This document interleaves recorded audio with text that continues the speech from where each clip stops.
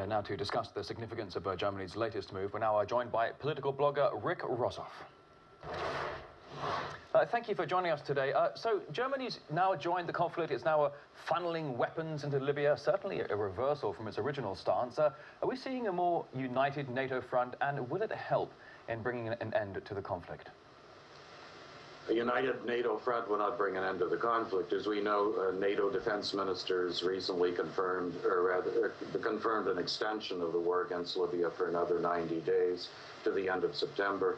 The war is actually in its 108th day right now. It commenced on March the 19th.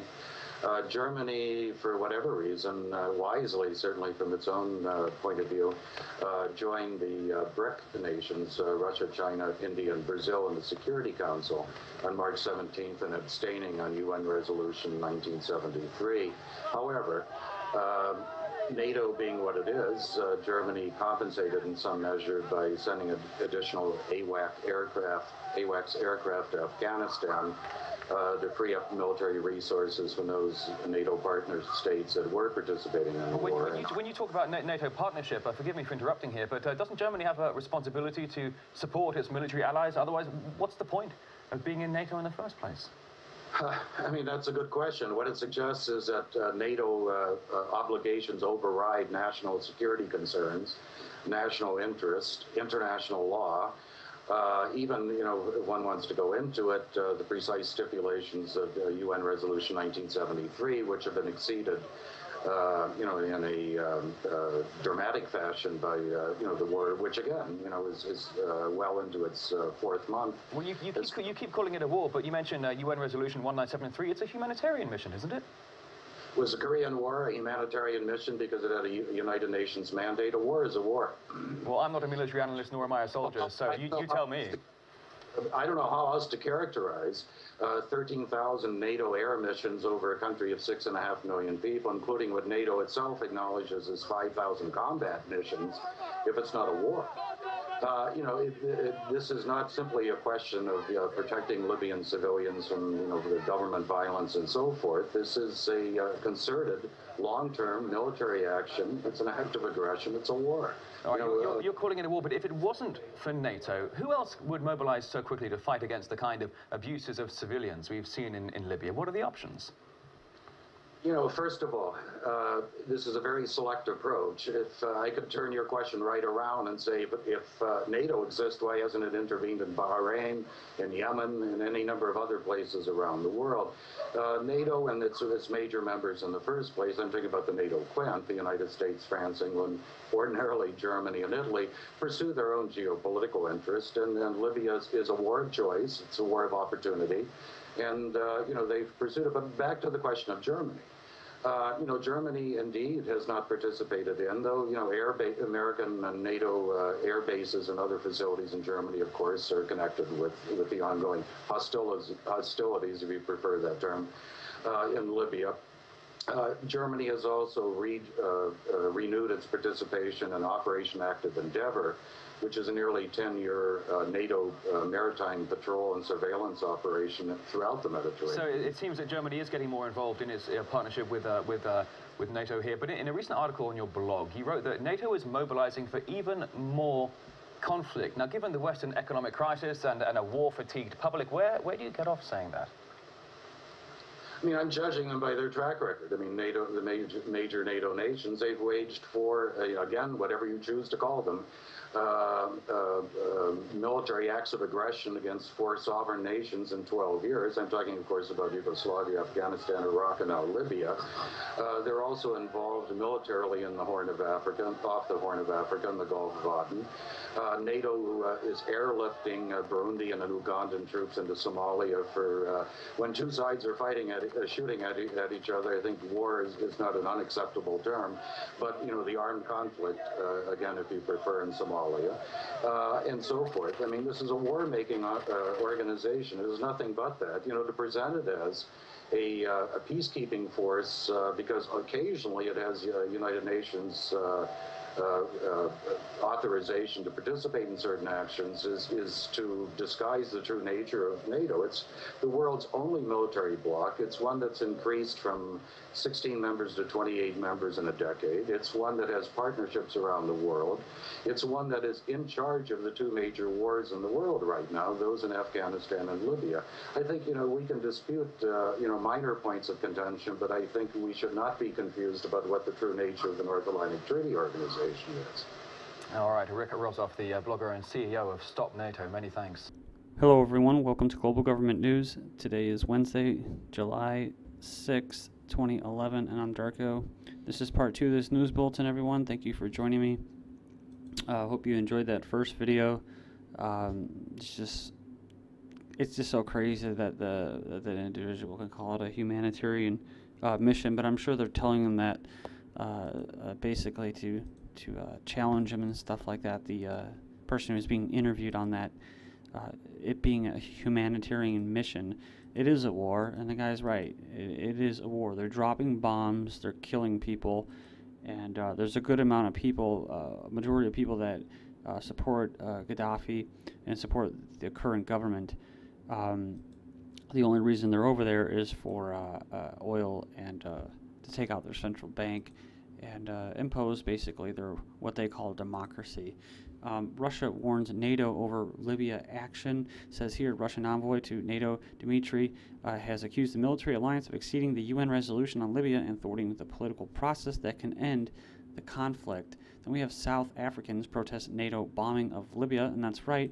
Gaddafi did say that right in the beginning that he was open to a ceasefire and to talks and stuff like that, but they don't want it. They want a regime change, and so we're going to see what's going to happen here in the near future, whether they're going to allow his son to take over. South Africans protest NATO bombing of Libya. More than 1,000 South Africans have rallied at the U.S. Embassy to call for an end to NATO strikes on Libya.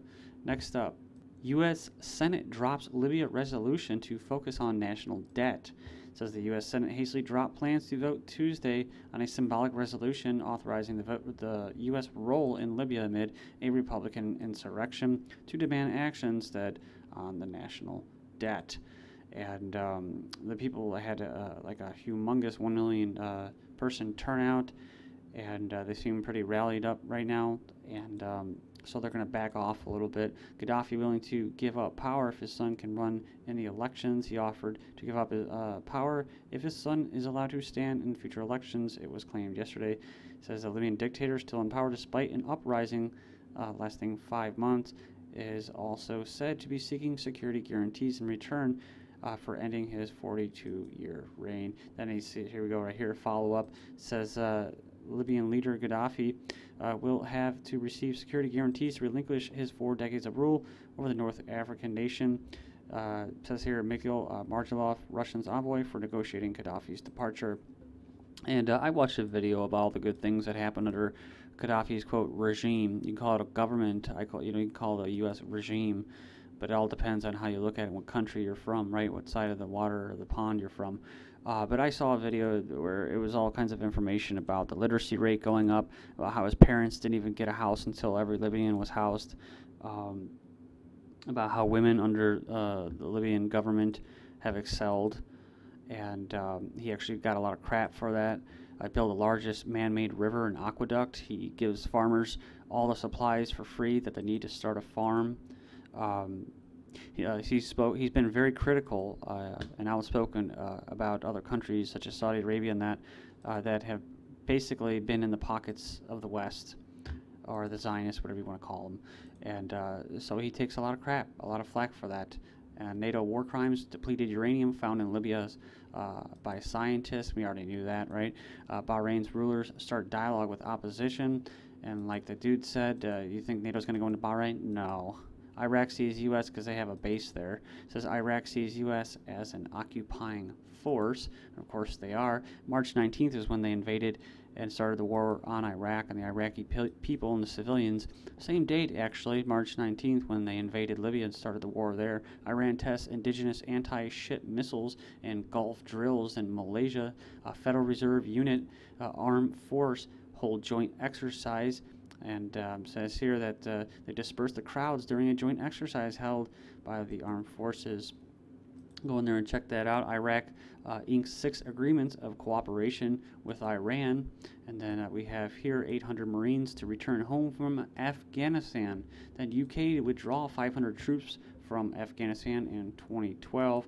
It says Canadian forces leave Afghanistan as mission ends. Next up, we have attacks continue on Afghan border, and they're actually going to, I heard this on the radio, local radio recently, they're going to expand the war to the east. So they're going to focus less on the Taliban in western Afghanistan. They're going to focus on the Pakistani border. And focus on, quote, Al-Qaeda. No, they're going to just increase drone strikes, CIA drone strikes on civilians and that. A mini surge of U.S. Special Forces to hit Afghanistan, so they're still going to have a mini surge. Obama now sending condolences to families of troops who kill themselves. U.S. indicts Somali on terrorism charges, but the truth is what? U.S. secretly holds man before trial. A Somali man has appeared in New York court on terror charges after being interrogated for 2 months on a U.S. warship without hearing his rights. Al-Shabaab lifts ban on agencies operation in Somalia, and that's probably a move because there is, I've already covered this in my last set of videos, it seems like the new theater is opening up in different places like Pakistan, Afghanistan, and now back in the Gulf of Aden, here we go, Chinese ships were sent out there, and CIA has been out there training the locals, and so that's where it seems Al-Qaeda is going to be now. Alright, so next up we have Pakistan expels U.S.-UK Army trainers, as it expelled nearly 150 American British military trainers as Washington and Islamabad ties have strained following the alleged killing of Osama bin Laden, who's been dead for 7 years. It says here Saudi diplomats among worst in London, said a number of foreign diplomats and embassy staff in London being arrested over crimes is on the rise, with Saudi Arabia's embassy topping the list, says a new report. You can check that out. The U.S. captain of Gaza ship held in shocking conditions. So the captain of the U.S. vessel intercepted after it tried to defy a ban and sail for Gaza and Greece was being held in shocking conditions Sunday, has not received a counselor assistance, the lawyer said, and that's the New World Order. You don't get that. Habeas corpus and the right to trial, fair trial and all that, and speedy trial and all that. Israel ups security for activist visits, so they always up security for every single damn thing that goes on. Turkey insists on holidays, whatever.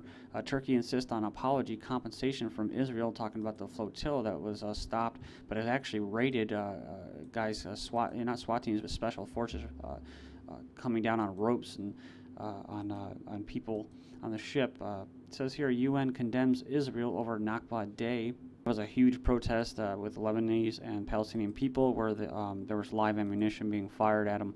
Hundreds stormed government buildings in Suez, the Egyptian city, based off a court decision that upheld the release of 7 policemen charged with killing protesters during Egypt's quote, revolution. So Amnesty International accuses Syria of crimes against humanity because they don't want, they want to stay somewhat a sovereign nation, right?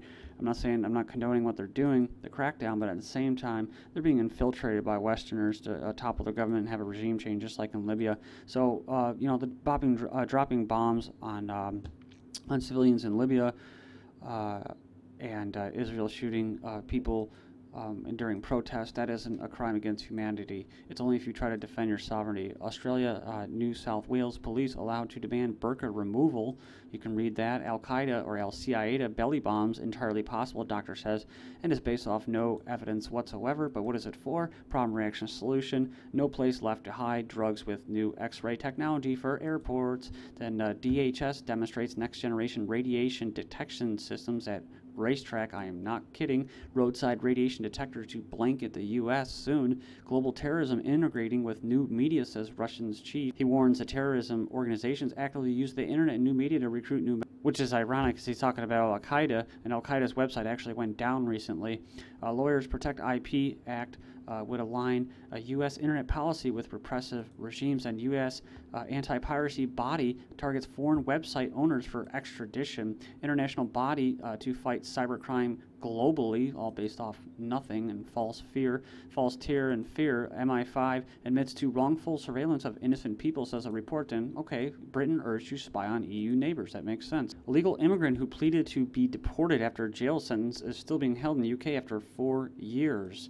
Then next up, CPS takes custody of 6 kids living with parents in the storage shed. And I guess they're perfectly fine. They just said that they're falling on hard times, but that's how it'll be. You can't, if you don't want to go along with this stupid, cruel Luciferian system and work for Lucifer themselves, then hey, you know what? You're going to go down financially, and they're just going to take your kids.